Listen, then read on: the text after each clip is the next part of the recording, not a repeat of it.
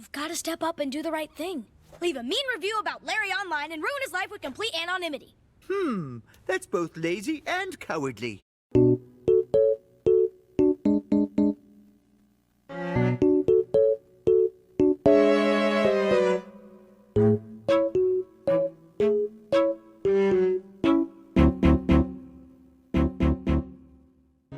Alright, so boom.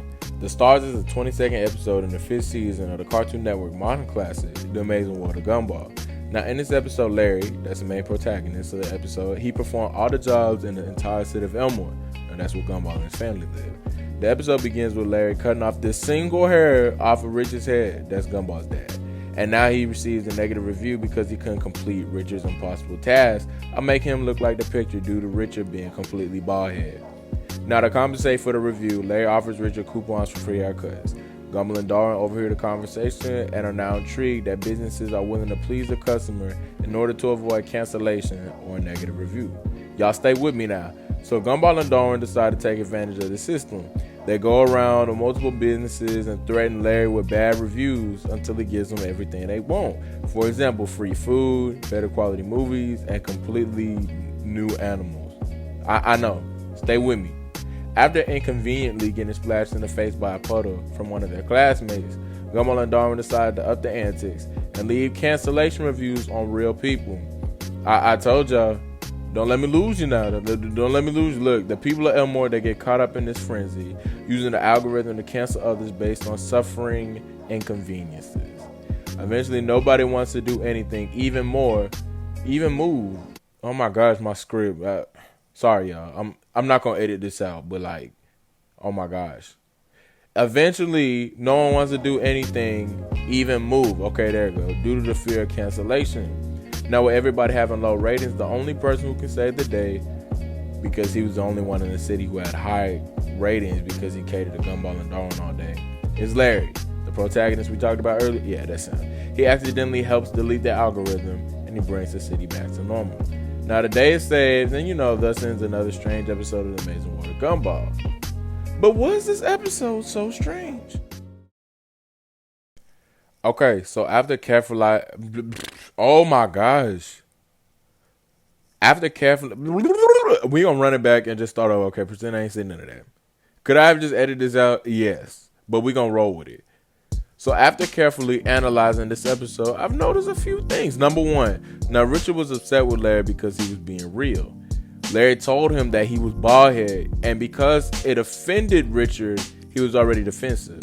That's very similar to our societal culture today. You could be saying something that is objectively true. However, if it makes someone uncomfortable or somebody doesn't disagree with what you said, you are now offensive or intolerable, and that seems to be a reason to be able to cancel you.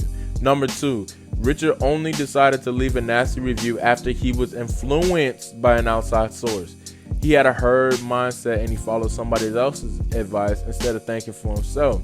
Again, this is very similar to our society today. We get little to no information on a person before deciding to cancel them, oftentimes missing crucial information that could potentially be beneficial and allowing us not to be so judgmental. Number three, to avoid cancellation, many times these celebrities offer apologies, I put that in quotations, to appease the masses, often succumbing to their requested delusions to regain their platform, fandom, status, whatever. Just like Larry admitted Richard had a full head of hair in order to avoid a nasty review and ultimately cancellation. Then number four, consumers don't realize the power that they have, and neither do these celebrities. We essentially have the power to take and give stardom to people, and just as easy as it is for these puppets to get it, it's even easier for them to get stripped of it. And we got a couple examples right here.